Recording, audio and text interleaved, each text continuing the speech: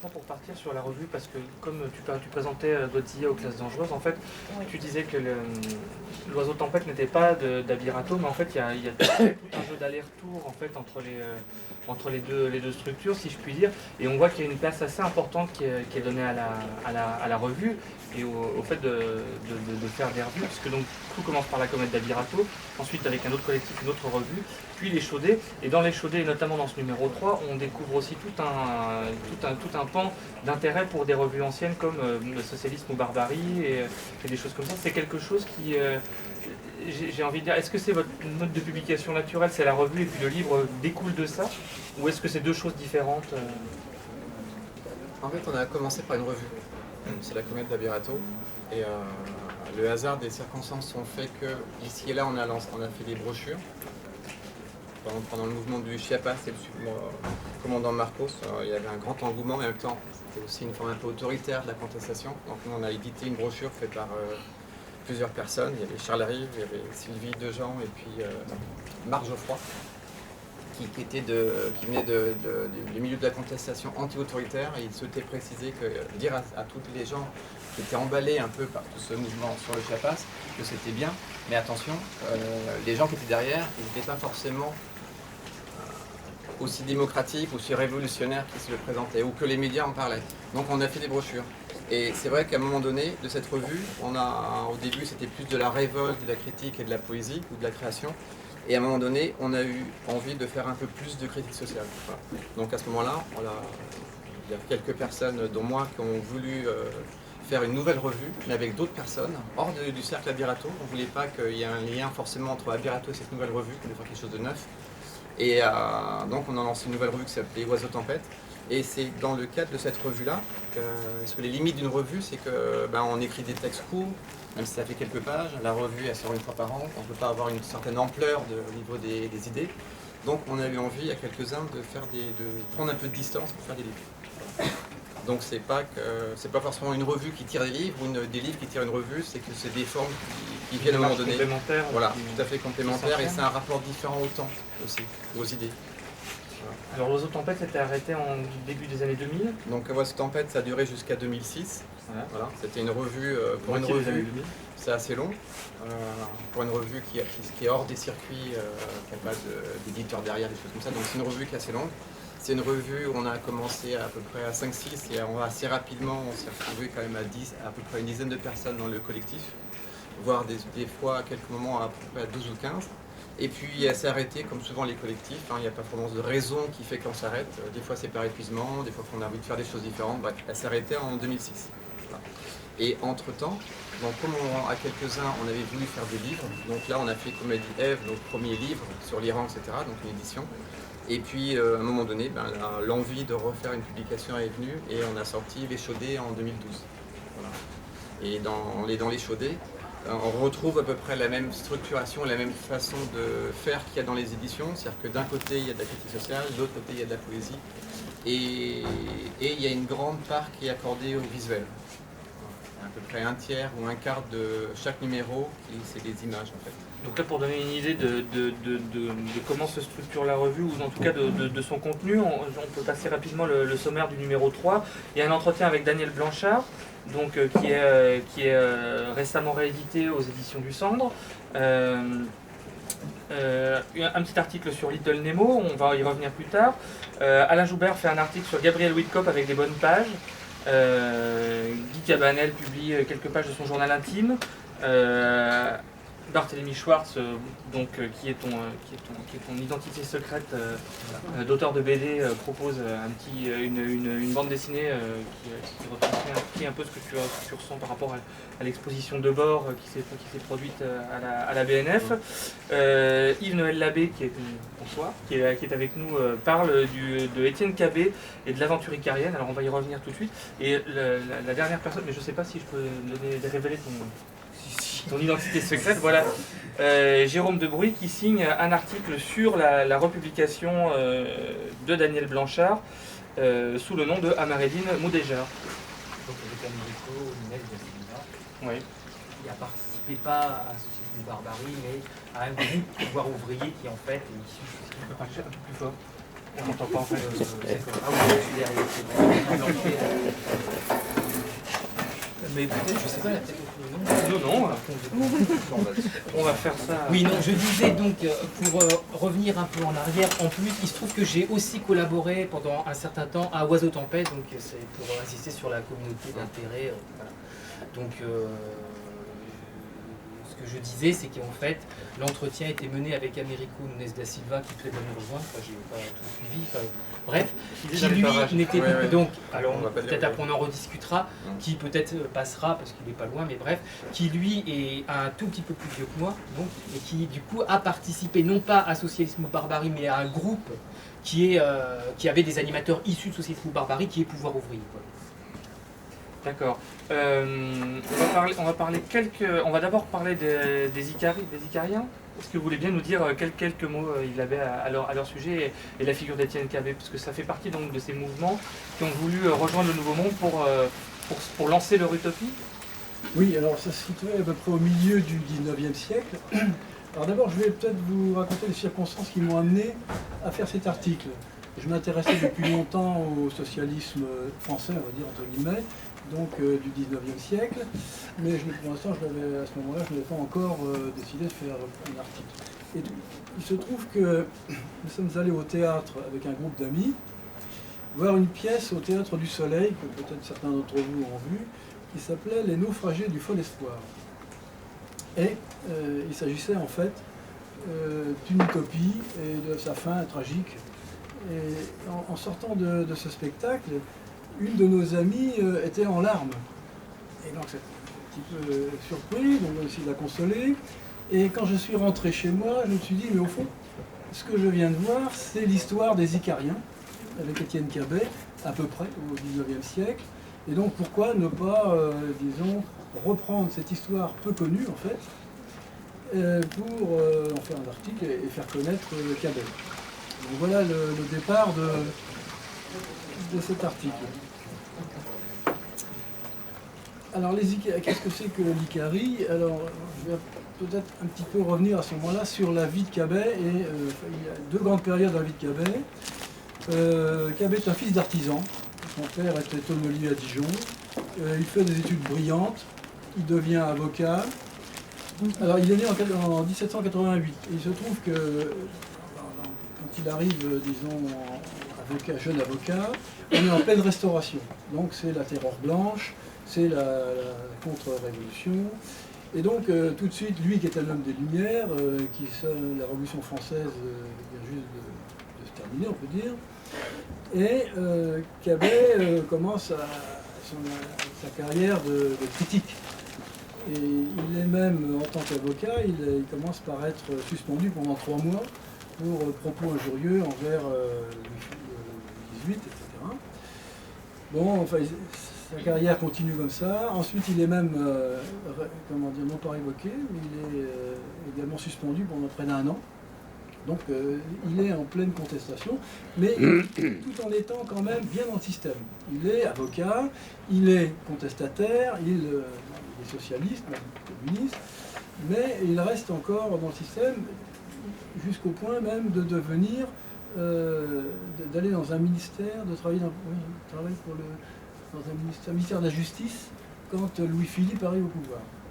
Et Cabet et ses amis citent beaucoup, et au fond, ils finissent par se dire qu'il vaut peut-être mieux une monarchie constitutionnelle que rien du tout. Et donc, vous voyez, il est quand même relativement dans le système.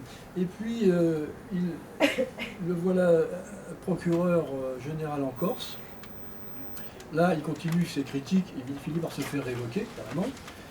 Et donc, mon Cabet se retrouve exilé en Angleterre. C'était soit 3 ans de prison en France, soit un exil de 4 années en Angleterre. Il a choisi l'exil, et c'est là qu'il va écrire une utopie qui, je pense, est inspirée pas mal par Thomas More, Utopia. Et bon, c'est l'histoire d'un lord anglais qui découvre un pays merveilleux où les gens sont égaux, la fraternité, etc. Et donc, il écrit ce bouquin, et ce livre a un succès extraordinaire. Il a été réédité au moins 4 fois dans toute l'Europe, que ce soit en France, en Angleterre, en Allemagne. Il est lu, et donc c'est comme ça que naît le mouvement icarien. pourquoi icarien? Puisque le livre s'appelle Voyage en Icarie. Alors, les Icariens, en fait, se regroupent autour d'un journal qui a été créé par Cabet, qui s'appelle Le Populaire. C'est aujourd'hui, on dirait, c'est une association, un collectif, enfin, c'est pas très clair, mais enfin, ce sont des gens qui s'assemblent. Et l'idée naît progressivement de passer aux actes. En fait. De se dire, à partir de ce livre, les Icariens veulent passer aux actes et donc créer une communauté. Ils ont envie de vraiment découvrir ce pays ou de le créer s'ils ne trouvent pas. Comme il n'existe pas, ils veulent le créer toute pièce. Alors évidemment, ça va se terminer mal, comme à peu près toutes les utopies du 19e siècle. Mais ce qu'on peut dire quand même, ce qui est très intéressant dans l'aventure de Cabet, c'est que c'est le seul, on va dire, théoricien, si on peut l'appeler comme ça, ce qui n'est peut-être pas tout à fait exact. C'est le seul leader, on va dire, bien communiste ou socialiste, communiste primitif, qui ça va s'impliquer personnellement, qui va aller aux États-Unis dans la colonie qui a été créée, et qui va même en mourir, parce qu'il va y avoir des dissensions, et finalement, Cabet meurt en 1856 aux États-Unis, il est enterré là-bas, et c'est la fin de l'histoire. Alors j'ai trouvé que c'était très intéressant parce que, au fond, si des gens ont pleuré à la sortie d'un spectacle qui raconte un peu cette histoire, je me suis dit qu'au fond, les utopies étaient encore bien ancrées dans nos consciences, et que certainement, par les temps qui courent, on en manque beaucoup. Et donc voilà ce qui m'a amené à faire cet article, et puis bon, je peux discuter de détails si ça intéresse l'Assemblée, bien sûr. Thierry, tu parlais tout à l'heure, pendant ta présentation de Forté, de quelque chose qui est important chez Abirato, et c'est de conjuguer critique sociale et poésie, mais pour toi la synthèse c'était l'utopie. Là on a une vision assez tragique de la fin de l'utopie. Est-ce que tu penses qu'elle doit rester littéraire, ou que c'est déjà un événement, que l'utopie peut être un événement littéraire, dans la conjugaison justement de critique sociale et de la poésie? Je suis pas très clair. Non. je peux rebondir quand même. Hein. L'utopie, c'est ce qui est devant en fait, c'est ce qui est à venir. C'est ce qui est à venir quand on pense qu'il y a un au-delà de la société dans laquelle on vit, la société existante. Donc quand on pense que cette société existante, elle peut être aussi temporaire, avoir une vie elle-même, une durée individuelle, voire une fin, et puis des changements, et qu'on pense qu'elle peut être changée, dans ce cas-là, on pense utopie. Voilà. Donc le rapport à l'utopie, le lien entre la critique sociale et la poésie, et l'utopie, c'est que l'utopie, c'est vers quoi on tend. Voilà. Après, il y a la poésie, le rapport au monde, le rapport poétique, c'est plutôt le rapport individuel, l'individu, soi-même avec les autres, soi-même avec le collectif. Et ce qui est plutôt de l'ordre de la critique sociale, c'est plutôt l'organisation ensemble, l'auto-organisation, le collectif qui va faire bouger les choses, changer la société. Le mélange poésie et critique sociale, c'est aussi ce qui anime Daniel Blanchard. C'est un rapprochement assez naturel finalement. Je vais rebondir aussi sur le carré. Oui. Il y a, en fait, dans ce numéro, donc on a publié un long article donc, de Yves Labbé sur Cabet, et on a voulu faire un dossier sur Daniel Blanchard. Et je ne sais pas si vous connaissez de nom Daniel Blanchard, mais vous connaissez peut-être le fait que dans les années 60, il participait donc à une grande revue de critique sociale, qui n'est pas forcément très connue.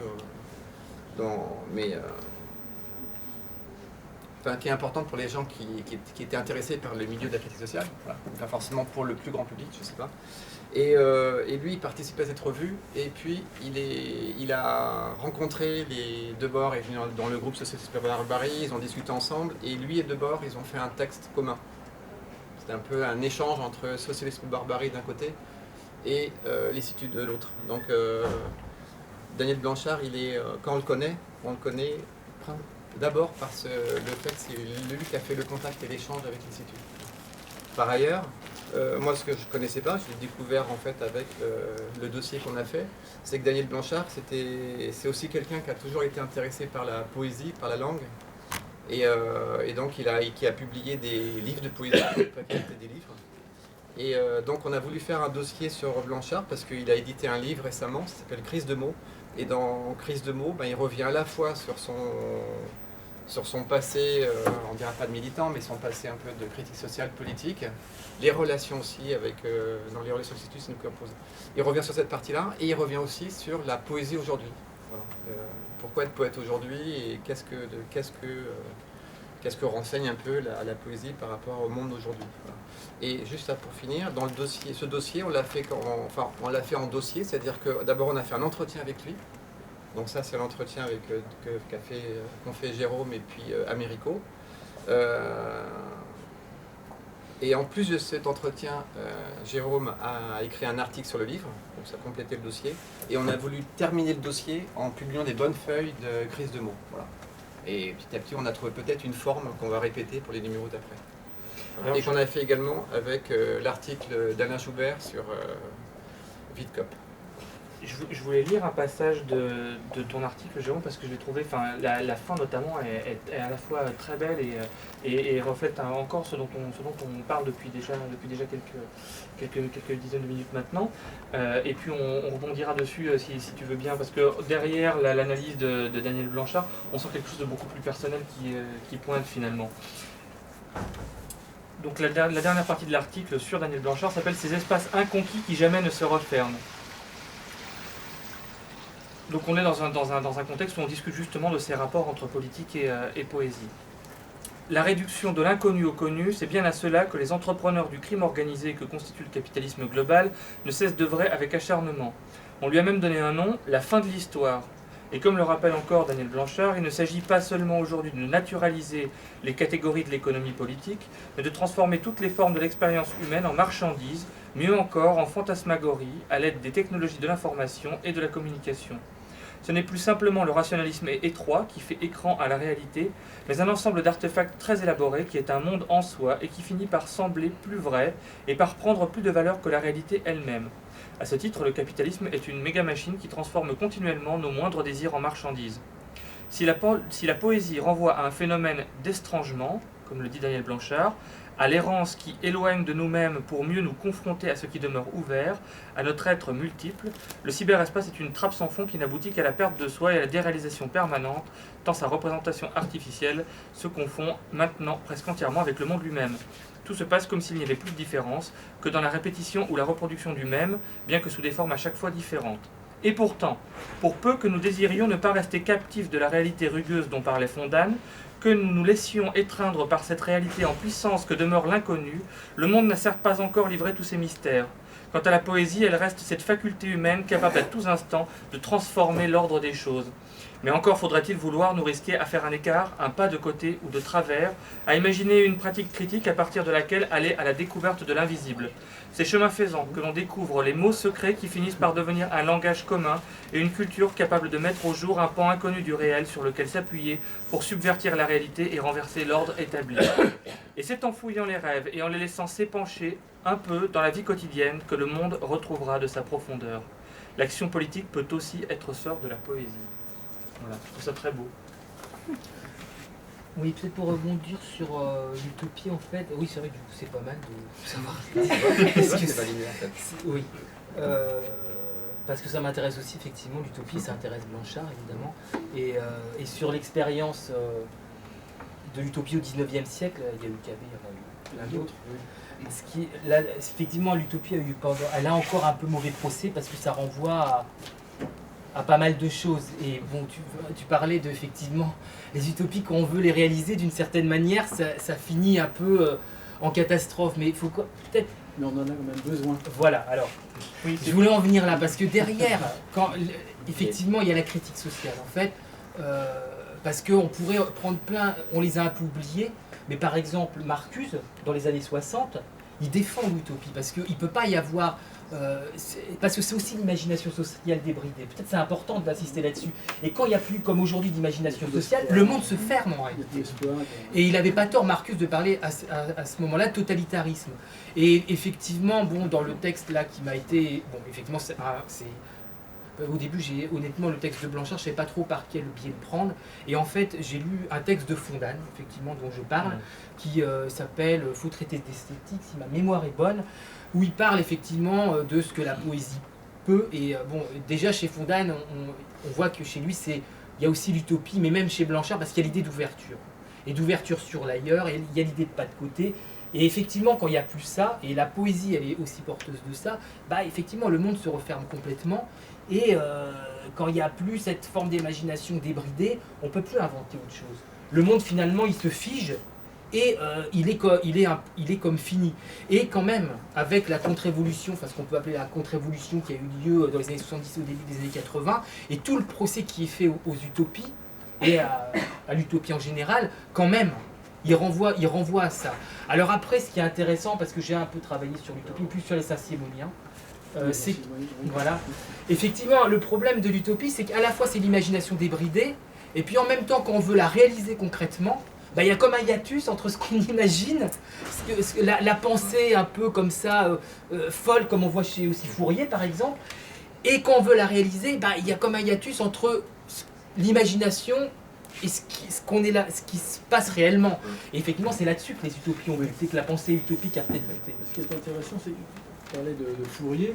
Effectivement, Fourier, alors comme esprit un peu farfelu quand même, on ne trouve pas mieux.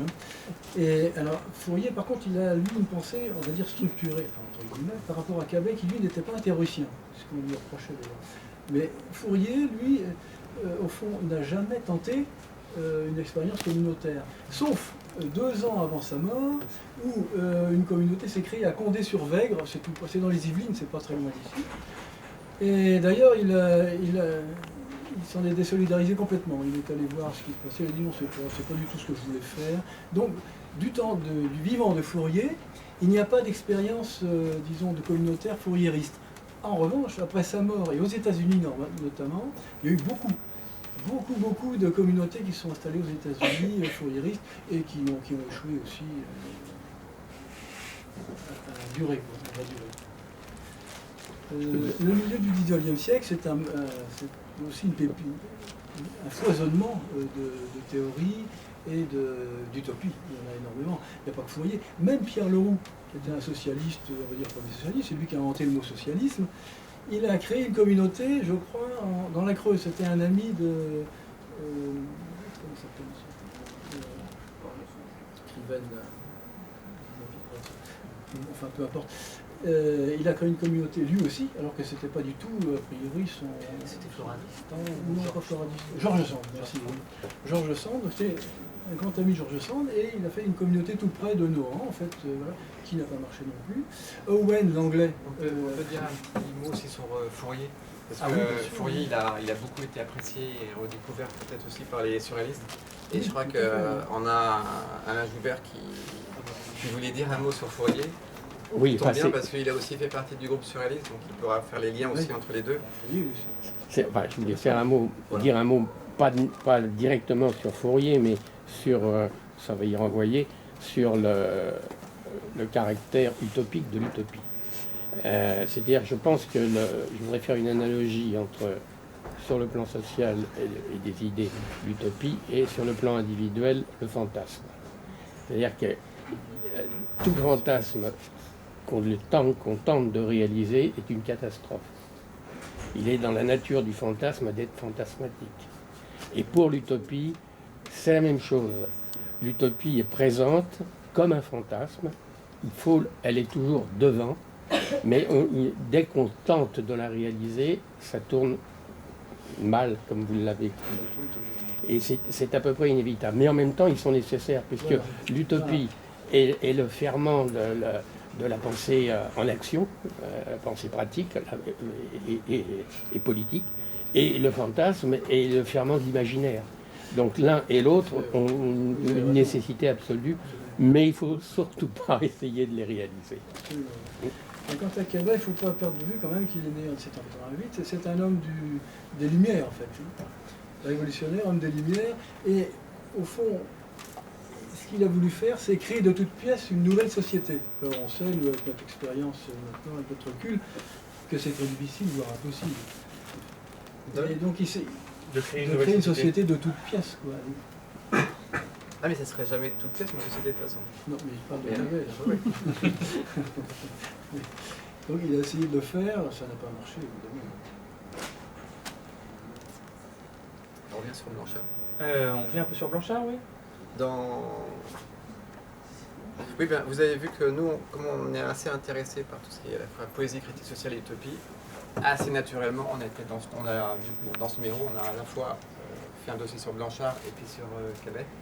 Dans l'entretien de Blanchard, Daniel Blanchard, il dit quelque chose sur la poésie, qui est très court, hein, mais je vais vous le lire parce que ça complète et ça rejoint un peu nous l'exploration qu'on fait aussi sur la poésie. Il écrit « Ce qui m'intéresse ici, c'est la poésie comme révélateur de la crise du langage et de l'appauvrissement du monde qui en découle.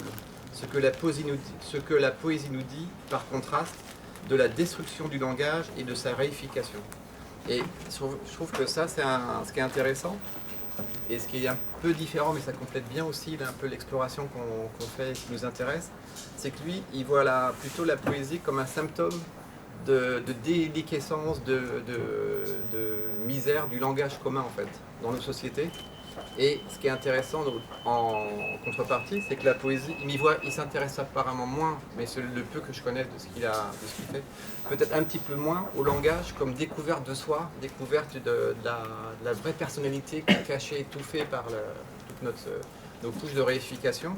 Lui, il le voit plutôt comme symptôme de limite du langage, de critique du langage. Voilà.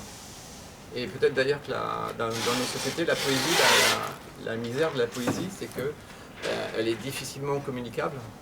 Hein, elle ressemble beaucoup plus à une langue morte qu'à une langue vivante. Il y a peu de gens qui lisent la poésie, il y a peu de gens qui en écrivent. C'est difficile de communiquer avec. Mais il n'y a pas de raison que ça n'a pas été de tout temps comme ça. Il n'y a pas de raison que ça soit tout le temps comme ça non plus.